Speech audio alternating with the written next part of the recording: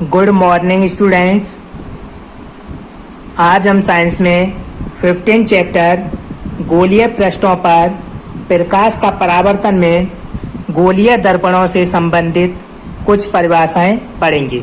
हमने कल गोलीय दर्पणों से संबंधित 5 परिभाषाएं पढ़ ली थीं।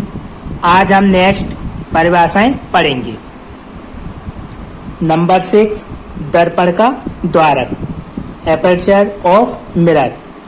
गोलीय दर्पण के परावर्तक पृष्ठ के व्यास को दर्पण का द्वारक कहते हैं। अवतल दर्पण, आप जानते हो, अवतल दर्पण को हम उभरे हुए पृष्ठ पर इसके पॉलिश कर देते हैं और इसके दबे हुए पृष्ठ को हम परावर्तक पृष्ठ बना देते हैं।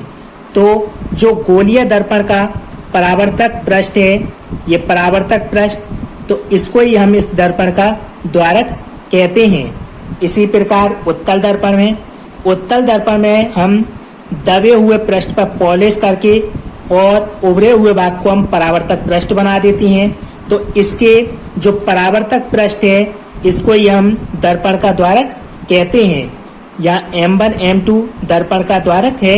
इसी प्रकार अवतल दर्पण में M1 M2 दर्पण का द्वारक है।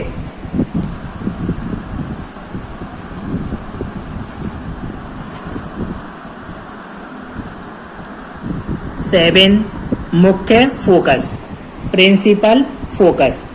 गोलीय दर्पण की मुख्य अक्ष के समांतर आने वाली प्रकाश की किरणें गोलीय दर्पण से परावर्तन के पश्चात मुख्य अक्ष के जिस बिंदु पर मिलती हैं या मिलती हुई प्रतीत होती हैं, उस बिंदु को दर्पण का मुख्य फोकस अथवा फोकस कहते हैं।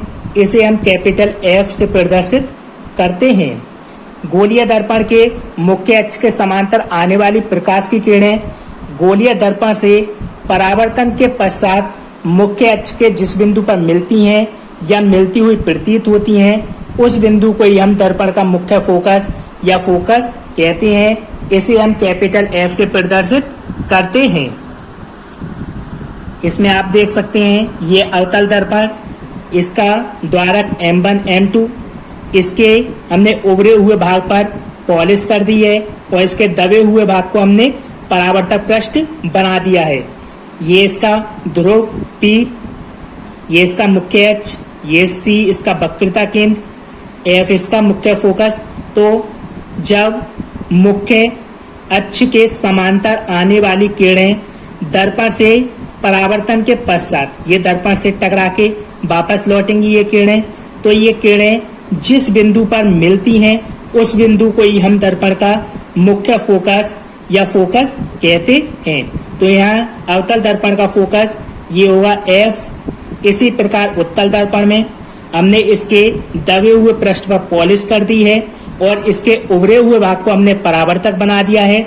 ये इसका द्वारक है M1 M2, जबकि P इसका ध्रुव है, C इसका वक्रता केंद्र है, F इसका मुख्य फोकस है।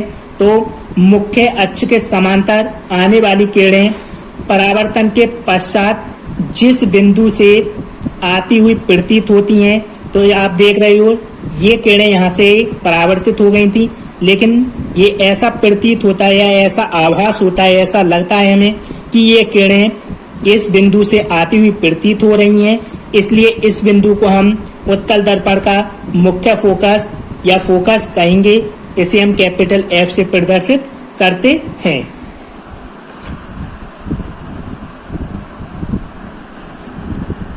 अवतल दर्पण से परावर्तित किरणें फोकस F पर वास्तव में मिलती हैं, अर्थात अवतल दर्पण के लिए फोकस वास्तविक होता है तथा उत्तल दर्पण से परावर्तित किरणें फोकस F से आती हुई प्रतीत होती हैं, अर्थात उत्तल दर्पण के लिए फोकस आभासी होता है।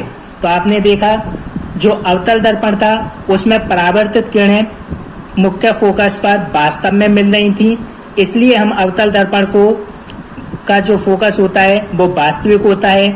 जबकि जो उत्तल दर्पण था उसमें परावर्तित किरणें फोकस F से आती हुई प्रतीत हो रही थी या उनका आभास हो रहा था, इसलिए उत्तल दर्पण का जो फोकस होता है वो आभासी होता है।